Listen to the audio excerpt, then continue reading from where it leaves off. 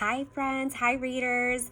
Today I'm going to read to you my all-time favorite book. I love to read, and my favorite book that I'm going to read to you today is Corduroy. Before we read Corduroy, I want us to think about what are some important elements, that means things, what are some important things in a story that help us as readers to understand the story? Well, one important element of a story are the characters. Say that word with me, characters. Yeah, that's a big word. Characters in stories could be different things like the people in the story. So yeah, the people in the story can tell you quite a bit about those characters. But characters not only have to be people in stories, characters too could be animals. So characters, big word, could be animals or people in the story. So that's one important element of the story. Another thing about our story that could be important is the setting. Say that word with me. Setting. Setting could be all different things in stories. It could be like a house, or perhaps the setting is a ship. A different place that the setting could be in a story could be a airplane, or maybe even a farm. So the setting could be very different in a story, and it could be an important element because it could change throughout the story. So as I read to you today, my all-time favorite book, Corduroy, I want you to think about who are the characters. Maybe they're people, maybe they're animals, and maybe they're both characters. And I also want you to think about the setting. Where is the story? And does the setting change? So let's get started with our reading. Corduroy.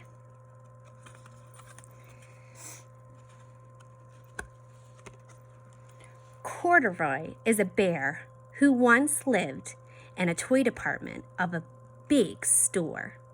Day after day, he waited with all the other animals and dolls for somebody to come along and take him home.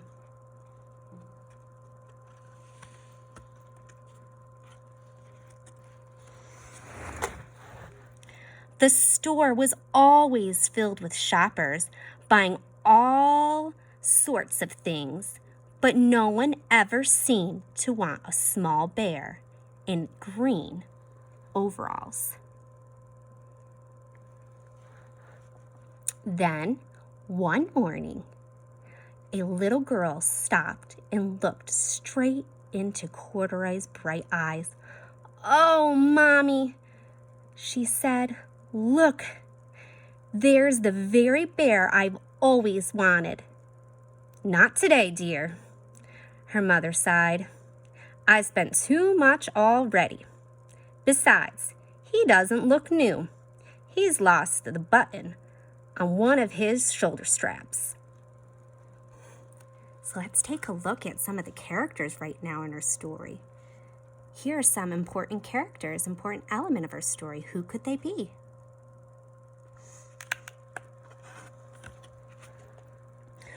Corduroy watched them sadly as they walked away. "I didn't know I lost a button," he said to himself. "Tonight I'll go and see if I can find it."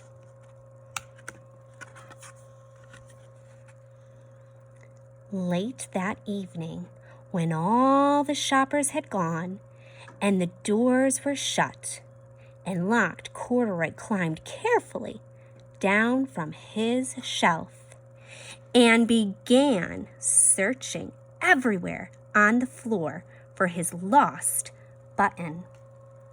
So let's think about the setting of the story. Where is the story right now? Is it at a house? Is it at a farm? Or on the ship or an airplane?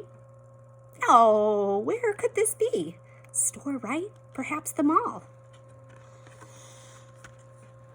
Suddenly, he felt the floor moving underneath him. Quite by accident, he had stepped onto an escalator, and up he went. Could this be a mountain? He wondered. I think I've always wanted to climb a mountain. He stepped off the escalator as it reached down to the next floor. And there before his eyes was the most amazing sight. Tables and chairs and lamps and sofas and rows of beds. This must be a palace, Corduroy gasped. I guess I've always wanted to live in a palace. He wandered around admiring the furniture. This must be a bed, he said. I've always wanted to sleep in a bed. And up he crawled onto a large, thick mattress. All at once, he saw something small and round. Why, here's my button, he cried, and he tried to pick it up. But like all the other buttons on the mattress, it was tied down tight.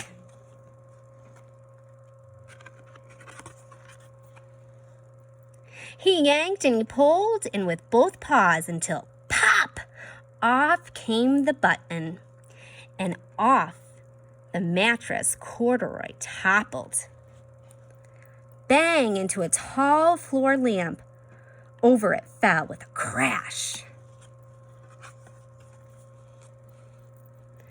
Corduroy didn't know it, but there was someone else awake in the store. The night watchman was going his rounds, and on the floor above, when he heard the crash, he came dashing down the escalator. Here our story introduces a new character. Who was this newer character? Why might this new character be important to our story? Now, who in the world did that? He exclaimed. Somebody must be hiding around here.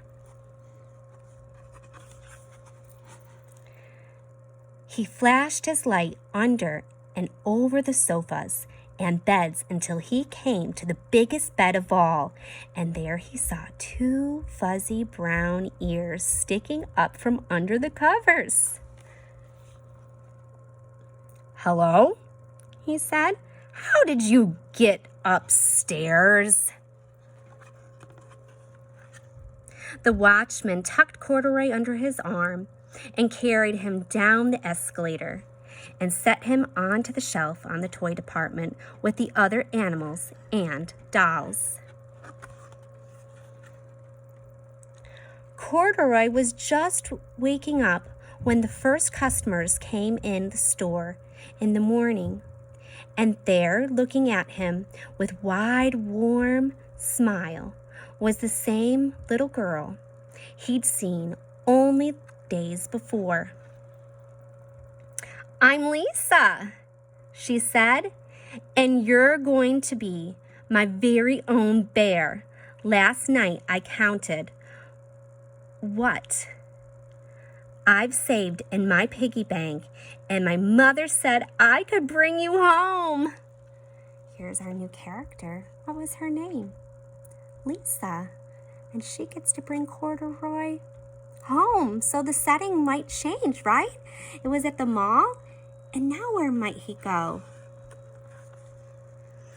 Shall I put him in a box for you? The sales lady asked. Oh, no, thank you, Lisa answered. And she carried Corduroy home in her arms. She ran all the way up the 4 flights of stairs into her family apartment and straight to her own room.